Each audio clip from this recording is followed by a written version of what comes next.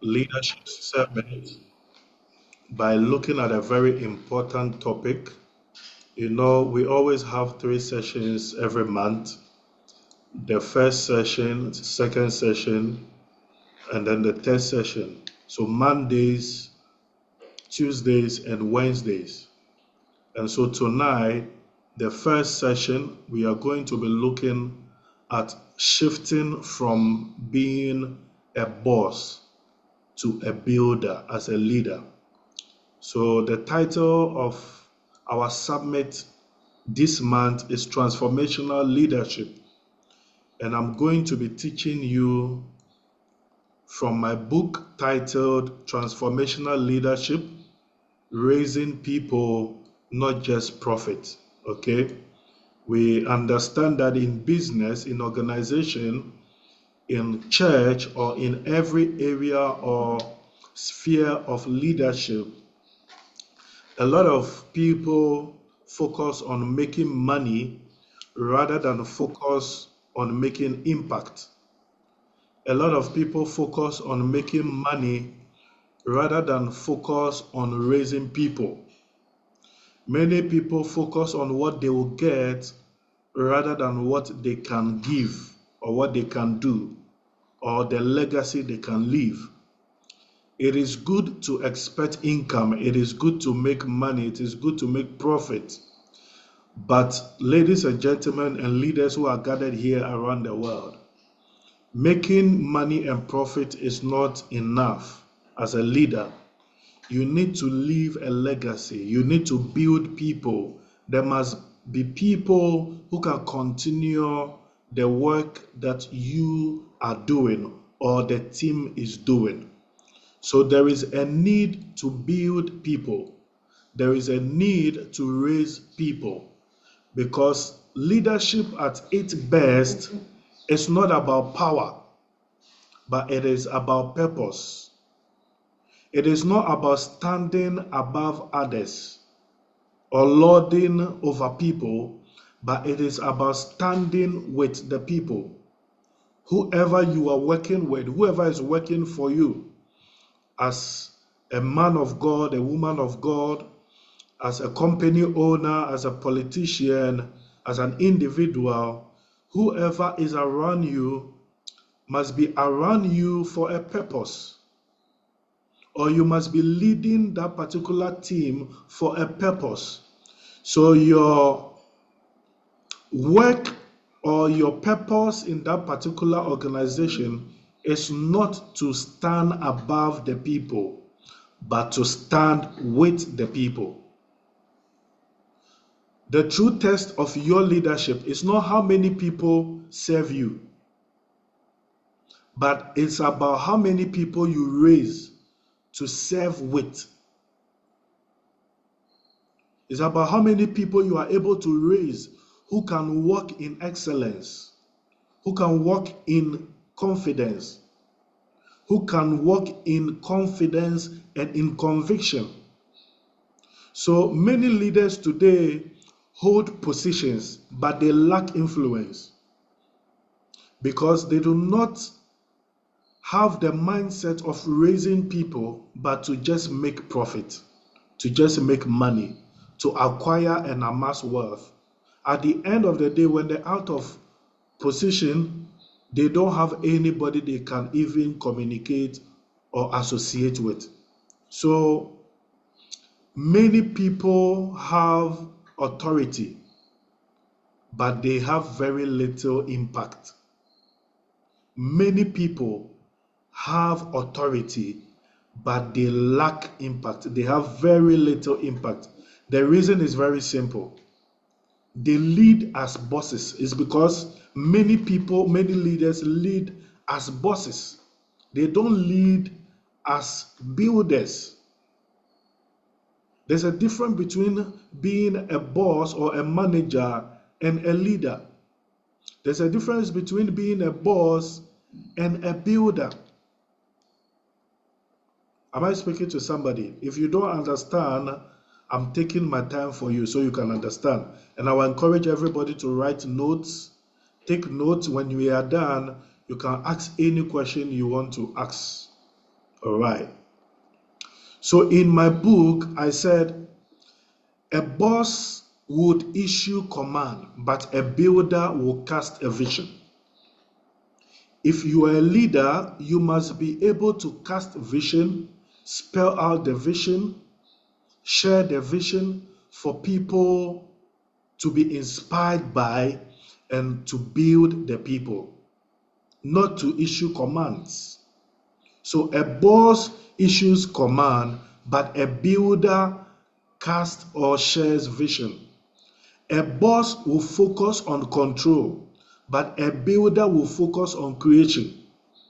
A boss is always looking for ways to control people around them, but a builder is always looking for what they can create together. A boss seeks compliance, but a builder cultivates commitment. So a boss will always want people to listen and just do what they say.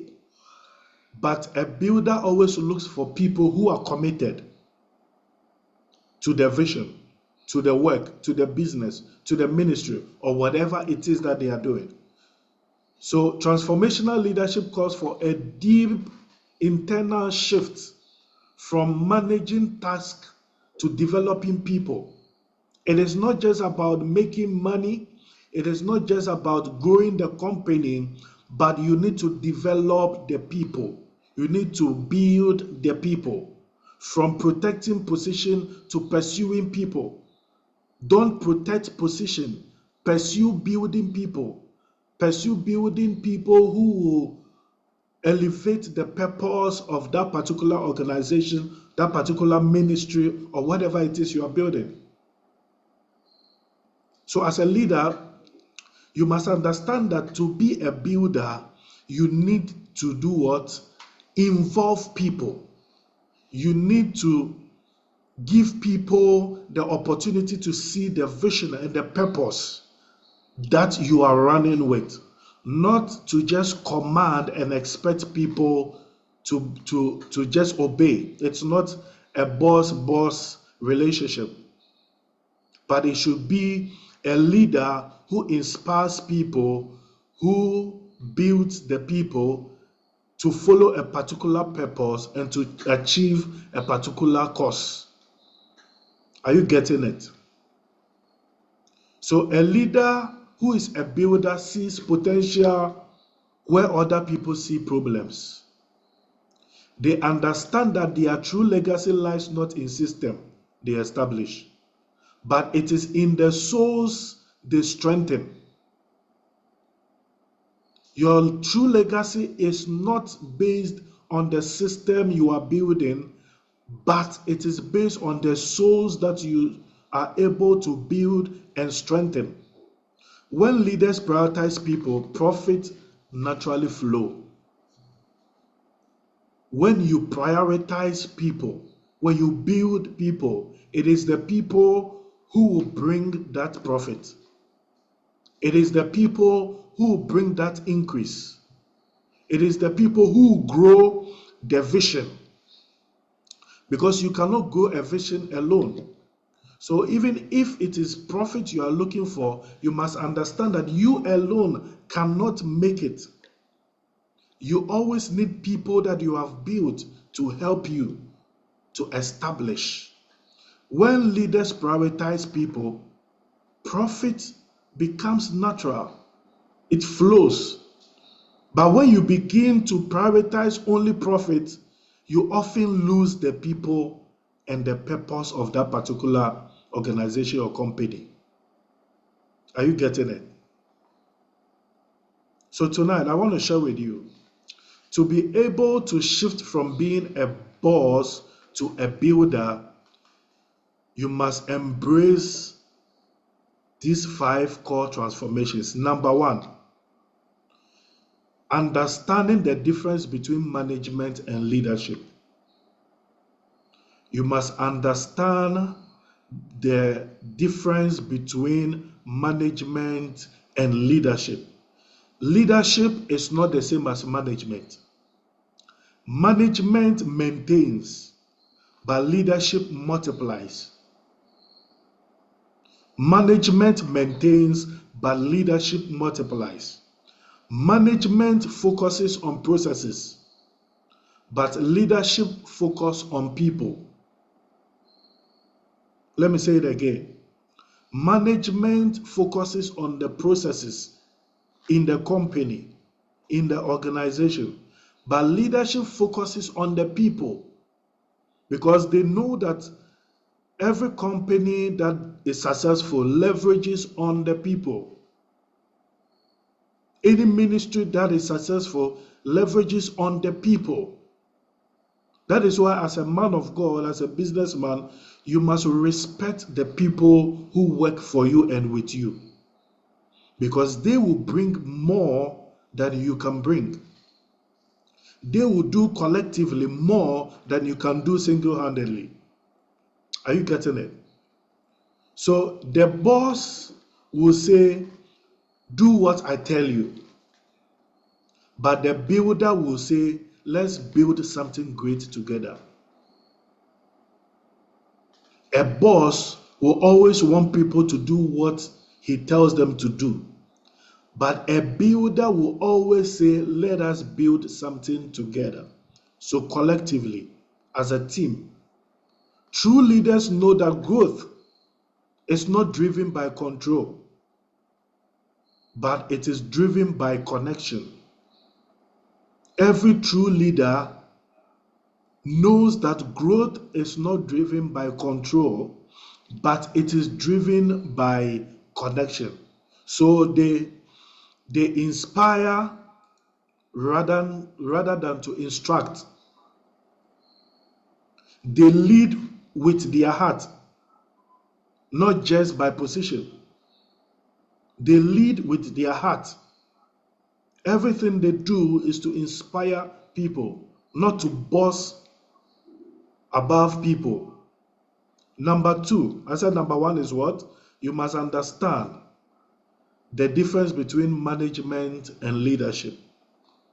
That is, if you want to move from being a boss to becoming a builder. Number two is to understand that you need to move from control to collaboration. So from control to collaboration. From control to collaboration. A boss relies on authority to make things happen. A boss always relies on the hierarchy to make things happen. But a builder relies on relationships, the team. When leaders shift from controlling people to collaborating with them, they begin to create an environment where every voice will begin to matter.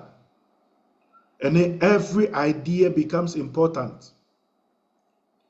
They begin to reduce fear. And they replace that fear with freedom. They replace micromanagement with mutual trust. Micromanagement meaning to say one person doing everything,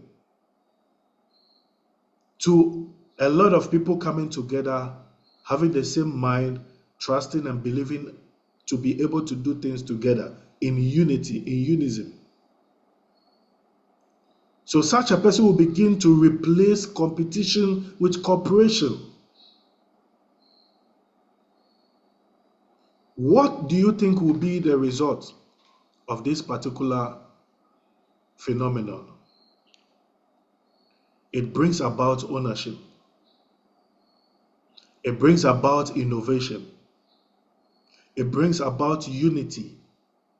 When people feel seen and they feel valued, they bring their best selves to the mission.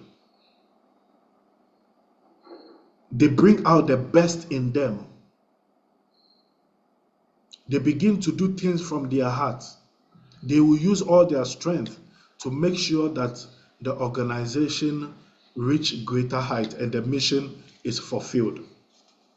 Number three, you need to understand that building people before building systems.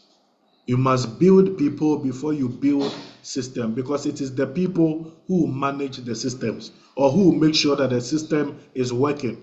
If you build a system without building people, who manages the system? Systems are important, but people are more important. A wise leader will always invest first in human development. Every wise leader will invest in human development first, knowing that strong people create strong systems. Every system you see was created by strong people, strong individuals, or strong teams. So instead of asking, how can I get more from this team, these people, the builder must begin to ask, how can I give more to help my team to grow? When people work with you, work for you, or around you, you need to ask yourself, what can I do to give them more? Not what can I get from them? Because you are in their life to build them as a leader. You are in their life to build them. So in the book, I wrote that performance may bring short-term results, but potential, when developed, produces long-term transformation. Performance will do what? It will bring short-term results, but potential, when developed, produces long-term transformation. Because the life that you transform will also transform other people. The people that you build will also begin to build other people. And with time, there will be progress. With time, there will be progress. Immediately the Zoom ends, kindly join again. I just had a notice. And so number four, you need to understand that the power of vision and values in relationship transformation. You need to understand the power of vision and values in leadership transformation. That is number four. Every builder leads from a blueprint. There's always a vision statement, a plan that a leader always leads from. Every leader must have a blueprint of your journey. Something you have written down, you have penned down. Something, it's like we would say policies, right? Normally we would say policies governing the organization or the church or whatever it is, the business. So you must have a blueprint of your leadership, where you are going, where you want to be, your visions, your mission statement, and everything. What you are going to do from now till that time you achieve this and that. So you must have a blueprint as a leader. So as a builder, you must be led by your blueprint. You don't live just by chance. Everything you do must be intentional. It must be based on what you have written down to do or to achieve. So that blueprint is your vision. The picture of your preferred future, where you want to be, you must write it down. You must speak it out. You must be able to jot down your vision, your future, your values, the moral compass that keeps the leader on course. This is what keeps the leader on course. So even if there's something that happens in your journey, you already know where you are going. So you are not shaken. You are not discouraged. Even when other people discourage you, you are not, because you already have a blueprint for your life. You already know where you are going, and you know what you want to do. Because vision gives direction. But your values will definitely give you foundation. So you need to have a vision, but you must also have values. Without them, your leadership becomes shallow. It becomes transactional. And you can easily be corrupted by any pressure or profit. There are many leaders who don't have any values. And so they can be moved by anything. Am I speaking to somebody? So transformational leaders don't just chase outcomes, they cultivate purpose. They lead by values, not vanity. As a leader, you must lead by your values, not vanity. So I want to give each one of you an assignment. I want you to go and write down all your values as a leader. Write down all your values. At least have 5 core values. At most 10.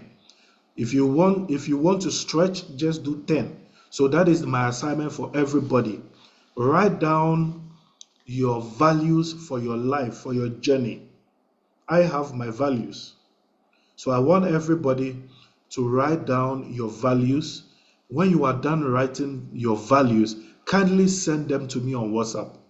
I would love to check that you have written your values. This is your assignment for today. So a leader must lead by your values, not vanity. It is very important to know your values because you can easily be swayed by vanity, by so many things. People can easily convince you, can easily tempt you. If for example,